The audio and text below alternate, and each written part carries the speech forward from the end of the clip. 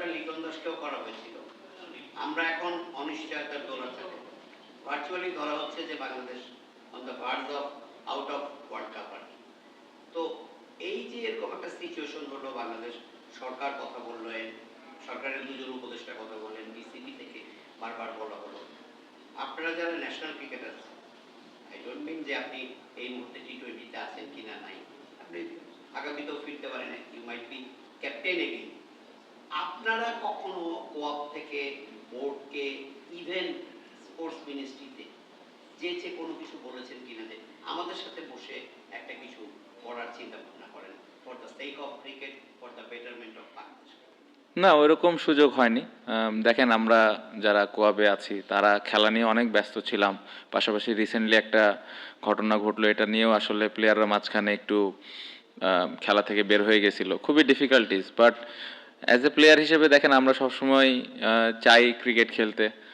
আর বিশ্বকাপের মতো ইভেন্ট হইলে তো অবশ্যই, কেন না, কারণ এই ধরনের ইভেন্ট 2 বছর পর পর আসে, 50 ওভারের খেলা 4 বছর পর পর আসে।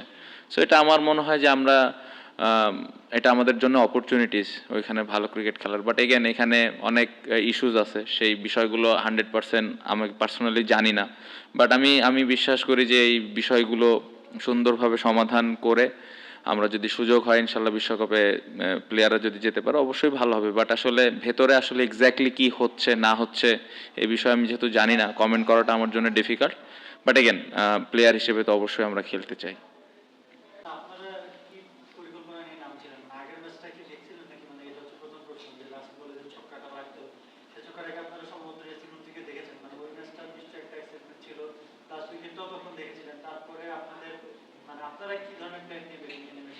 না, আমরা প্রথম ম্যাচটা দেখেছি, পুরোটাই দেখার সুযোগ হয়েছে।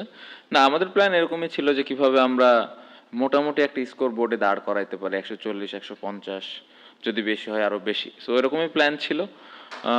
কারণ আমাদের যে বোলিং অ্যাটাক আছে, আমরা এই ধরনের রান ডিফেন্ড করেছি এই টুর্নামেন্টে। সো আগের ম্যাচ দেখে একটা এক্সপিরিয়েন্স তো ছিলই। সো ওইটা আমরা করতে পারিনি আজকে।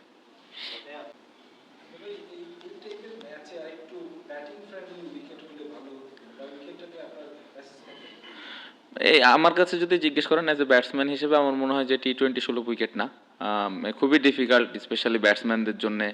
আপনি যদি পুরা 40 ওভারের ব্যাটিং দেখেন, প্রত্যেকটা ব্যাটসম্যান স্ট্রাগল করতেছে, দেশি বিদেশি সবাই, এখানে শর্টস খেলাই যাচ্ছে না। আমার মনে হয় যে এই জায়গাটাতে আরেকটু অ্যাজ এ পুরা ব্যাটিং এবং বোলিং ইউনিট বোথ আমরা আরেকটু বেটার উইকেট তো আশা করতেই পারি, স্পেশালি টি-20-তে। এইখানে আমার মনে হয় যে যদি শর্টস খেলা যেত তাহলে ভালো হতো। আপনি যদি নতুন বলের ব্যাটিং দেখেন, ওইখানে আরও বেশি চ্যালেঞ্জ থাকছে। সো আসলে উইকেট নিয়ে খুব বেশি আসলে যে কথা এখন বলবো এটা কিছু বলারও নাই, কারণ আগামীকালকেই ম্যাচ, যেরকম কন্ডিশন থাকবে ওই অনুযায়ী আমাদের খেলতে হবে। সো এর ভেতর দিয়ে যত ভালো ব্যাটিং করা যায়।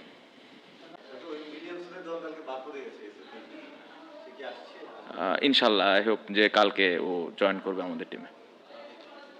না, আমার মনে হয় যে প্রথম ম্যাচ বা দ্বিতীয় ম্যাচ, 2 ম্যাচে আমার কাছে মনে হচ্ছে বোর্ডের রানটা কম ছিল। আপনি 133 রান করে আসলে ডিফেন্ড করা খুবই ডিফিকাল্ট। বাট যেভাবে আমাদের বোলাররা বোলিং করেছে, ফিল্ডাররা ফিল্ডিং করেছে, অবশ্যই আমি খুবই খুশি তাদের অ্যাফোর্ডে। এবং তারা বিশ্বাস করছিল যে আজকেও খেলাটা আমরা জিততে পারবো। বাট ওদেরকে ক্রেডিট দিতে হবে যে ওপেনিংয়ে যেভাবে ওরা ব্যাটিং করেছে শুরুর দিকে, আমরা উইকেট নিতে পারি নাই। সো ওই জায়গাতে ওরা একটু আগিয়ে গেছে। বাট আমার মনে হয় স্টিল আমরা ব্যাটিংয়ে কিছু রান কম করেছে।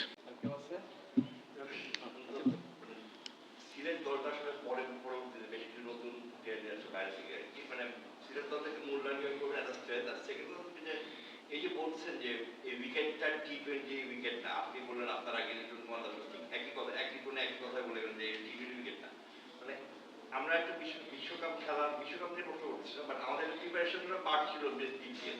এই যে উইকেটটা যে টি-20 সুলভ না, এটার দায়টা আসলে কার বলতে হবে? আপনাদের কপালে?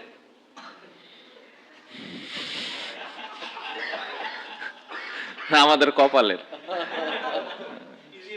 না, আমাদের আসলেই কপালের দোষ। নাইলে হয়তো ভালো উইকেট পাইতাম আর একটু। আর সিলেট দল নিয়ে আসলে মূল্যায়ন আমি করতে চাই না, কারণ ওরা ওদের জায়গায় থাক, আমি আমার দল নিয়ে মূল্যায়ন করব এবং আমি আমার দলের উপরে বিশ্বাস আছে। আমি যেটা বললাম যে কালকে ভালো ক্রিকেট খেলেই জিততে হবে। সো চেষ্টা থাকবে যে কিভাবে আমরা ভালো ক্রিকেটটা খেলতে পারি। নো কমেন্টস, আমি জানি না, কালকে যেরকম পাবো ওরকমই আসলে খেলতে হবে, কপালে যা আছে তাই, আল্লাহর নাম নিয়ে ছেড়ে দিব নিজেকে। শান্ত আমার ওয়াবের ম্যাচটা খেললেন তখন বলছিলেন যে কমিটি টিম আজকে কমিটি টিমের কাছে হেরে গেলেন। তো যাদের সঙ্গে কালকে খেলবেন তাদেরকে আপনার সোয়াই দেওয়ার কথা ছিল ওয়াবের ম্যাচে। তো কালকে কি তাদের সোয়াই দেওয়ার প্ল্যান আছে মানে বিরাজ ভাই? কোয়াবের ম্যাচটা বাদ দেন না, ওটা তো ফান ছিল। আমার মনে হয় যে ওই পুরো বিষয়টাই ফান ছিল। কালকে একটা ভালো ম্যাচ আমি মনে করি হবে, এবং সিলেট ভালো ক্রিকেট খেলেছে। অবশ্যই আমরা পুরো টুর্নামেন্টে যেভাবে খেলেছি, যে দল কালকে ভালো ক্রিকেট খেলবে তারাই জিতবে। সো অতীতে কি হয়েছে না হয়েছে, কোন দল আজকে চিটাগং ফাইনালে গেছে, ওরা ভালো ক্রিকেট খেলেছে, ফাইনালে গিয়েছে। সো আমার মনে হয় না যে অতীতে কি হয়েছে এটা নিয়ে আসলে চিন্তা করার প্রয়োজন আছে। কালকে যে দলটা ভালো ক্রিকেট খেলবে ওই জিতবে। সব ধরনের খেলার খবর পেতে সাবস্ক্রাইব করুন। সঙ্গে থাকুন খেলার পাতার।